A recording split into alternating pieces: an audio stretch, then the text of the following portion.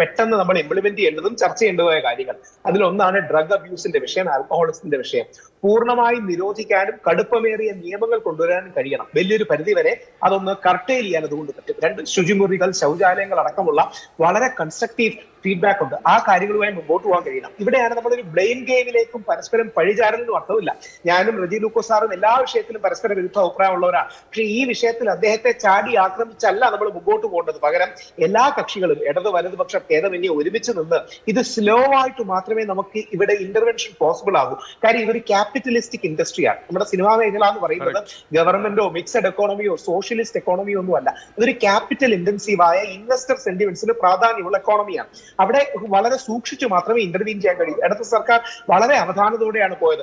എല്ലാ കാര്യവും ഞാൻ എതിർപ്പാണ്. പക്ഷേ ഈ വിഷയത്തിൽ സത്യമാണ്, ബാക്കിയുള്ള വിഷയങ്ങളിൽ എടുത്തു ചാടുന്നത് പോലെ അല്ലെങ്കിൽ എടുത്ത് ഏതെങ്കിലും ഗവൺമെന്റ് ചാടുന്നത് പോലെ ചെയ്തില്ല. ഈ രണ്ട് സ്റ്റെപ്സ് എന്താണ്?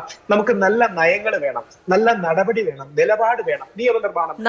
ഈ നയം കാലിൽ വേര് പിടിച്ചു പോകും. ശ്രീ രാഹുൽ അവിടെ അങ്ങനല്ല. മാധു അത് റേസ് ചെയ്യുന്നത് മാധുവിന്റെ പെർസ്പെക്റ്റീവിന് കറക്റ്റ് ആണ്. പക്ഷെ ഒരു സ്റ്റേറ്റ് ക്രാഫ്റ്റ് നടത്തുന്നവർ, ഒരു സംസ്ഥാനത്തെ റൺ ചെയ്യുന്നവർ, അത് മുമ്പോട്ട് പോകുന്നവർ സ്ലോ ആയിട്ട് പോകാൻ കഴിയും. കാര്യം ഏതെങ്കിലും രീതിയിൽ ഒരു ഹാർഡ് ഇതിൽ കൂടുതൽ എങ്ങനെയാണ് സ്ലോ സൈക്കിൾ റേസ് പോലെയാണ്. ഇതിൽ കൂടുതൽ പോയാൽ താഴെ പോകും. ഇതിൽ കൂടുതൽ പതുക്കെ പോകാൻ കഴിയില്ല. 4.5 വർഷക്കാലം ഈ പറയുന്ന ആർടി ആക്ട് പ്രകാരം പോയില്ല എങ്കിൽ ഇപ്പോഴും ഈ സാധനം അലമാരിക്കകത്ത് ഏതെങ്കിലും ഒരു പുസ്തകം പാറിപ്പോകാതിരിക്കാൻ പുസ്തകത്തിന് താഴെ അടുക്കി വെക്കും. അല്ല, ഇപ്പം തന്നെ ശ്രീ സജി ചെറിയാൻ സാറിന്റെ നിലപാട് നോക്കും. അദ്ദേഹം പറഞ്ഞെന്താ, നമുക്കൊരു കോൺക്ലേവ് വേണം. അത് കൊച്ചി വെച്ച് വേണം. കാര്യം കൊച്ചിയാണ് നമ്മുടെ സെന്റർ, നമുക്കറിയാം. ആ കൊച്ചി വെച്ചൊരു കോൺക്ലേവ് വേണം. അവിടെ വെച്ച് ഡേറ്റും അദ്ദേഹം ഫിക്സ് ചെയ്തു എന്നാണ് അദ്ദേഹം മാധ്യമങ്ങളോട് പറഞ്ഞത്. ആ ഡേറ്റിൽ നമുക്കൊരു കോൺക്ലേവ് നടത്തണം. ആ കോൺക്ലേവിന്റെ ഭാഗമായി സജഷൻസ് വരണം. അമ്മ, ഫെഫ്ക അടക്കമുള്ള എല്ലാ സംഘടനകളെയും വിശ്വാസത്തിലെടുക്കണം. പറ്റുമെങ്കിൽ താരങ്ങളെ സംഘടിപ്പിച്ച അതിനൊരു സ്റ്റേജ് ഓപ്പണിംഗ് സെറമണി കൂടി നടത്തണം. ഒരു ഡാൻസ് ഒക്കെ വെച്ചിട്ട്. അല്ല, അത് സർക്കാസമാണ്. പക്ഷെ അത് പറയുന്നതിന്റെ ആ ധാർമ്മിക രോഷം നമ്മൾ എല്ലാവരും ഉൾക്കൊള്ളുന്നു. എനിക്ക് തോന്നുന്നു റജി ലൂക്കോസ് സാർ ഉള്ളിൽ ഉൾക്കൊള്ളുന്നുണ്ട്. എല്ലാവരും അത് ഉൾക്കൊള്ളുന്നുണ്ട്. കുറെ കൂടെ ഫാസ്റ്റായി വേണമെന്ന് നമുക്ക് ആഗ്രഹിക്കാം. പക്ഷെ ഈ മേഖലയെ അപകടപ്പെടുത്തിക്കൊണ്ടാകരുത് ഇന്റർവെൻഷൻ. അതായത് ഇതിൽ ഇൻവെസ്റ്റർ സെന്റിമെന്റ്സ് ഉള്ളൊരു മേഖലയാണ്. ഇപ്പൊ ഉദാഹരണം, ചിലരെങ്കിലും നേരത്തെ പറഞ്ഞ പോലെ വിദേശ ടൂറുകളെ കുറിച്ചും ട്രാവലുകളെ കുറിച്ചും ഒക്കെ വന്നു. നാളെ ഇതിലേക്ക് പണം മുടക്കാൻ ആൾക്കാർ വേണ്ടേ? ഇവരുടെ ഉപജീവനം ഇതല്ലേ? അതായത് ഈ ആർട്ടിസ്റ്റുകൾ ഇതുകൊണ്ടാണ് അവർ ചോറ് കഴിക്കുന്നത്, അവരുടെ മക്കൾക്ക് ഫീസ് കൊടുക്കുന്നത്. ഈ മേഖലയെ തച്ച് തകർത്ത് ഇതിനെ മോശമായി ചിത്രീകരിച്ചല്ല.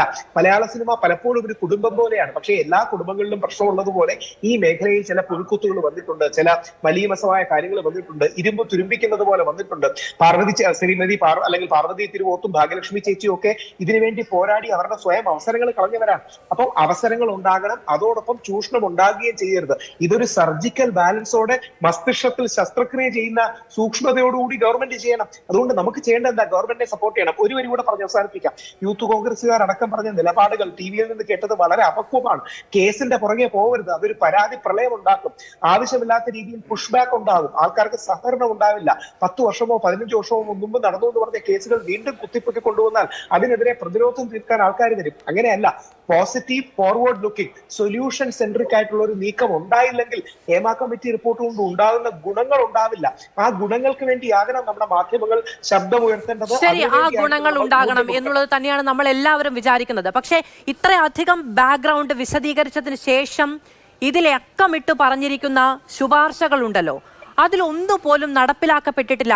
അതിലൊരു പോസിറ്റീവ് സ്റ്റെപ്പ് എടുത്തിട്ടില്ല എങ്കിൽ പിന്നെ ഈ റിപ്പോർട്ട് പുറത്തു പോലും വന്നത് ഏറ്റവും അവസാന നിമിഷം വരെ നീണ്ടു നിന്ന നാടകീയതകൾക്കൊടുവിലാണ്. ഇപ്പോഴും ഇത് പുറത്തു വരികയല്ല, പുറത്തു വിടുകയല്ല ചെയ്തത്. അതൊരു വലിയ പോരാട്ടത്തിലൂടെ പുറത്തു കൊണ്ടുവരികയാണ് ചെയ്തത്. WCC അടക്കം എല്ലാവരും, മാധ്യമപ്രവർത്തകരടക്കം ആപ്തയെ കൊടുത്തിട്ട് അത് കോടതിയിൽ വന്ന് വിവരാവകാശ കമ്മീഷൻ ഉത്തരവിട്ട് ഹൈക്കോടതിയുടെ സിംഗിൾ ബെഞ്ചിൽ വന്ന് ഡിവിഷൻ ബെഞ്ചിൽ വന്ന് ഡിവിഷൻ ബെഞ്ചിന് ശേഷം വീണ്ടും സിംഗിൾ ബെഞ്ചിലേക്ക് വന്നൊക്കെയാണ് ഏറ്റവും അവസാന നിമിഷം വരെ തടയിട്ട് നോക്കി പരമാവധി എന്നുള്ളതാണ് അതിന്റെ യാഥാർത്ഥ്യം.